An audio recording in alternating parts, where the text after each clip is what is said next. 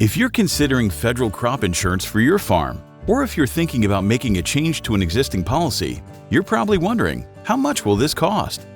Let's break it down. 1. Commodity value is the dollar value of the livestock or crops to be insured. Typically, this is based on the average yield per acre over the history of your farm, multiplied by the expected price for that commodity for the year, multiplied by the number of acres. The math is a little different for livestock policies, but the point is, commodity value has a big impact on cost. These values may be impacted by your share in the commodity. For example, if you and your sibling equally share in your corn crop, you may only insure your legal share.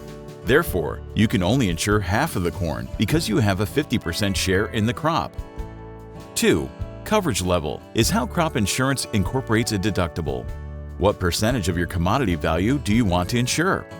If your upcoming crop of sweet corn has a value of $100,000 and you choose 75% coverage, then $75,000 of your revenue is protected by insurance. This is your liability or guarantee. The remaining $25,000 of uninsured value is your deductible. For the same coverage, a farmer who is insuring $1 million worth of apples is going to have to pay more than a farmer who is covering $10,000 worth of apples. Insurance cost typically scales proportionally with the amount of liability. For example, doubling your liability will double your insurance costs. Just like health insurance or home insurance, if you choose a plan with a high deductible and a low coverage level, your policy will cost less, but you'll also receive less when you have an eligible claim. The balance of insurance cost and coverage level will be unique for every farmer. Remember, with federal crop insurance, the federal government pays part of the cost of your insurance. The amount of this subsidy depends on the coverage level you choose. 3. Premium rate is the cost of a specific type of coverage per dollar of liability. The USDA Risk Management Agency, RMA, sets these rates based on the historical losses experienced by farmers in the area, usually the county. If your county has experienced frequent crop losses, your rates will likely be higher compared to a county with fewer losses. Since rates are government set, the same policy within a county costs the same when purchased from any of the approved insurance providers. However, it may not cost the same as your neighbor's policy because they may have a different yield, different commodity value, different coverage level, and so on. 4. Options and endorsements.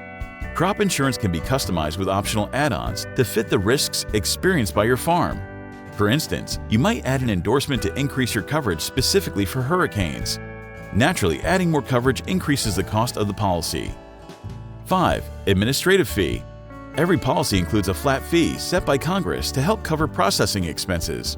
This is generally a small fraction of the overall cost. Ultimately, you need to decide what level of coverage is right for your farm.